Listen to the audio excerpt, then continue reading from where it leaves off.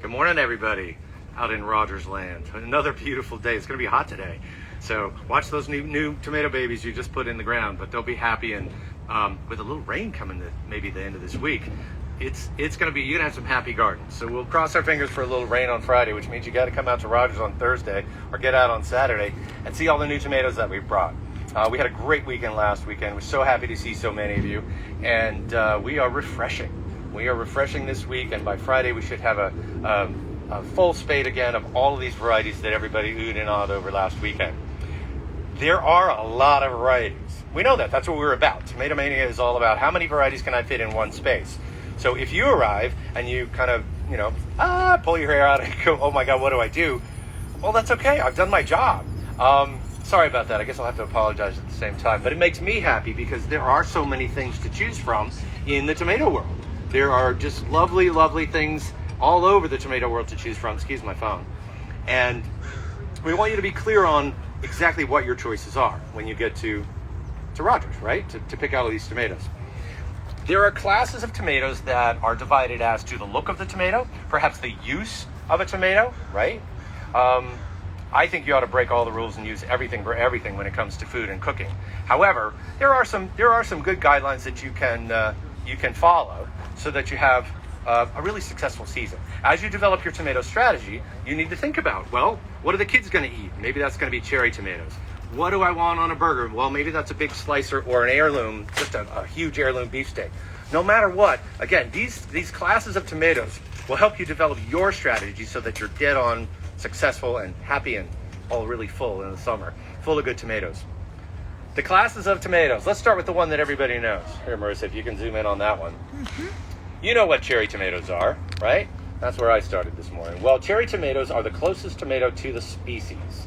Tomatoes were found on some hillside in Peru centuries ago, right? And then traders and explorers traded those seeds, and then the tomato became what we know it is. Well, what we know it is today, as lines began to interbreed. But the cherry tomato is a small tomato that can be as small as Spoon. Many of you have grown a tomato called Spoon, which is teeny tiny and really tough to pick.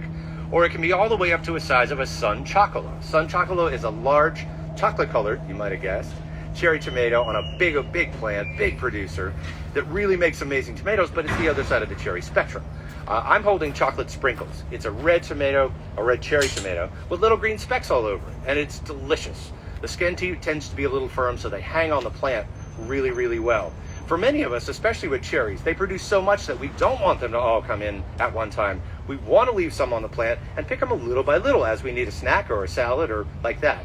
Most cherries are really good at that. Chocolate Sprinkles is one that's exceptional, and you only have about 50 varieties of cherries to choose from out here. Every color, every size, some slightly elongated, some like yellow pear, which many of you will know, look a little bit like, well, obviously a pear. So cherry tomatoes are a choice for many people who just want a lot of tomatoes and, want to have them all summer. You will. I always say the best cherry tomato is the one on the ground, right? Because it's ripe, it's ready, it's dropped off, and that's the one that's going to be the best tasting. But you wait till they're fully ripened up, and they'll be amazing for you. You have several choices, again, in sizes of the cherry tomatoes. But as you bounce up into the next sort of regions, you get into the saladettes and the slicers. A saladette tomato, and I'm going to hold this one for you, Marissa. This is a Momotaro Gold. A saladette is a tomato that fits nicely into your hand. You cut it in 4, and chefs know that this makes for a perfect salad in the summer times. John Flam, 4th of July, Carmelo. These are some of these sort of saladettes to slicer tomatoes that really make a big bang for us in the summertime. You probably know Green Zebra. Green Zebra is a terrific saladette. Oftentimes, if you're happy and it gets to slicer size, that's a good thing. But the saladette is the next step up. Bright, generally round. They look good when they're cut open. Again, a chef's angle. The saladettes are all over the place, and normally they tend to be early. We like this. Many of these are short season tomatoes. Again, if you're at the beach, we always say at the beach, grow something that's early and under the size of or smaller than a baseball. So that's what you're going to be most successful with, and that's the slicers. As you get into Momotaro Gold and the saladettes, as you get into the slicers, you just get a little bit larger tomato. Burrata and, for caprese and that kind of stuff. These are all perfect for that, and you'll have many choices here as well. As you bounce up into the next size category, of course, that's the beefsteak. I'm going to give you 2, Marissa, so you can choose one or give me both of those. You know what a beefsteak tomato is. This is that classic old heirloom tomato look. They're flattened often, right? They can be smaller or larger, but they still have that flattened shape. They can often be kind of lobed, look a little bit like a pumpkin. Some are very round. Again, they all have different characteristics. And you can pick, oh gosh, we've got black ones, we've got yellow ones, we've got green ones with pink in them, we've got caramel colors with pink in them. You may recognize that from growing Thorburns terracotta. It's one of our amazing tomatoes of the year, and it's a beautiful caramel color with pink and green in it. So again, the whole spectrum is available to you in the heirloom tomatoes, or in the, heirloom beefsteaks. And they're just big, they'll fill up your hand.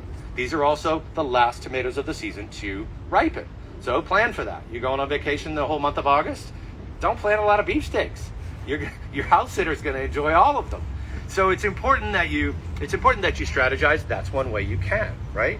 And again, at the beach, not many people at the beach have a really, really warm garden all summer, and it takes that to get a beefsteak tomato. Now, I don't even think I need to show you a picture, Marissa, of the Roma type tomatoes. You know the Romas or the plums. These are the ones that everybody's looking for to make sauce. That's because they're thick, the skin is thick, and they have fewer seeds and less water. So they're easy to process. We have a few types of Romas here. Some are in colors. The standard ones are what everybody wants. Roma, La Roma, San Marzano, you know these. And they're terrific tomatoes. I think if you're making a sauce, you ought to add something really good tasting to that, because Romas don't often win taste tests. You add all the pizzazz in a sauce, right? But they're terrific tomatoes nonetheless, and yes, they can be multi-purpose because they're just as good in a salad with a little dressing, and again, a little something added to the mix. The cherry tomatoes in recent years, we've kind of had a drift off into another one. You maybe recognize our tomato of the year, Bronze Torch. It's sort of a grape tomato. It's a smaller Roma style, if you will, and Roma style only because it's elongated a bit. So it's an elongated grape or cherry, just one tick below those Romas. And this one, Bronze Torch, can be rounded or pointed. It's a beautiful brick red with green stripes. It's early, it's productive, it's amazingly delicious. And this is just, again, yet another of many to choose from. There's one out here called Shimmer. That's an amazing little grape style. You probably know Juliet, another really all-purpose red that really makes everybody happy during the summertime, and is a great add if you want something just a little different from that cherry class, right? And lastly, let me find this picture here. I am really happy that several people have come in this weekend asking for ox hearts. Now, an ox heart tomato is an odd man out in the tomato world. The plant can look very wispy and oftentimes unhealthy. The leaves are skinnier. It can be droopy like this, and oftentimes looking down a row of tomatoes, you'll see these big, bright, sort of, perky green tomatoes, and then these little sort of things with a little wispy leaves and a little wispy habit. It's kind of hard to say, wow, I want to grow that, but let me tell you, you should. An ox heart is, as the name implies, sort of heart-shaped. Oftentimes it's a Valentine shape. And the only thing you can count on is you won't get any of the same shape on the bush, on that tomato plant. They'll all be different shapes. That's kind of the wonderful part of it. But ox hearts have few seeds, tons of meat, so they're meaty all the way through. I don't know if you can see that. Oh, but I don't have a cut there. But they're very heavy. When you harvest an ox heart, you can't believe how heavy it is, because it's all meat inside. It's perfect for pastas, perfect for sauces, and it is the same use as a Roma, or people use them for the same thing, but I think they taste better. So there are several ox hearts here that you can look to. We have one named for Anthony Bourdain called Anthony's Passionate Heart. I wish I could show it to you because it's terribly droopy. It looks like it's a little sad. You got to get past that, and you got to know that this tomato is going to be great, and that's just its character. So the ox hearts are probably the most misunderstood or little known of the tomato world or the tomato classes. You may have eaten one called bull's heart or coeur de boeuf. That's what we're talking about here in ox heart. So as you develop your tomato strategy, these are the things that you can look for. We'll provide information on all these tags as you walk through our collection that says days to maturity, tells you whether it's an indeterminate or a determinate, and all those other things that you need to know for your strategy. But most important is, what do you want to eat? Do you want a small cherry? Do you want an elongated grape? Do you want a perfect saladette? A beautiful yellow slicer, maybe? Or a gorgeous heirloom beefsteak, or one of those ox hearts? So as you come through, learn a little bit about those classes, and if I were you, I might pick one of each, or sort of mix your crop up among those classes so that you have a really interesting and delicious group of tomatoes all summer long.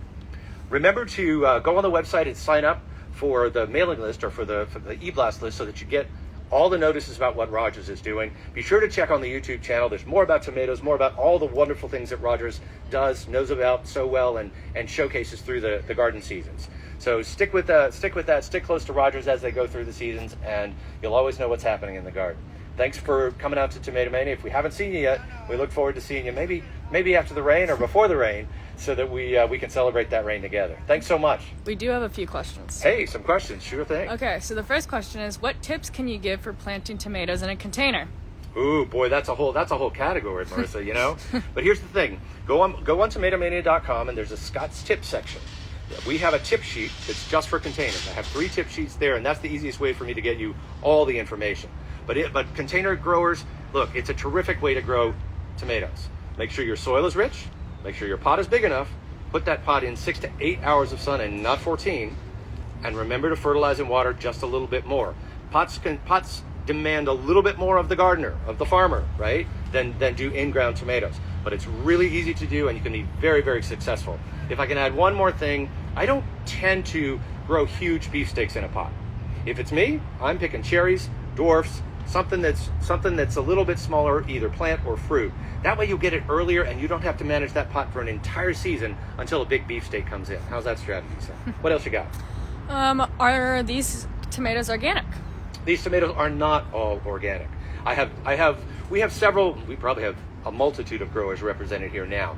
I have custom growers, one of whom is organic but not certified, and the certification is a long, arduous process. But most of these are not. Tomatoes in greenhouse are a tricky gang.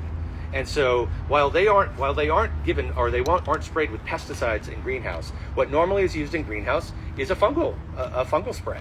Again, most of mine will use an organic fungal spray or a copper spray or something to keep fungal diseases at bay in greenhouse. So they've been in greenhouse for, they're moved out probably after 5 weeks. So they may have gotten, 2 doses of some fungal remedy to keep them healthy and bright. But that's about all that's all that would have been applied so far. This is not greenhouses full of pesticides and all that. I hope that eases your mind a little bit. And if you grow this out organically, you should be very confident that you'll get a pure product. It's very, very hard to do tomatoes organically in greenhouse, and that's why we really don't have many growers out there who are sort of ascribing to those practices. Okay, that seems to be all the questions today. All right, good. Have fun in the tomato garden. Thanks for being with us.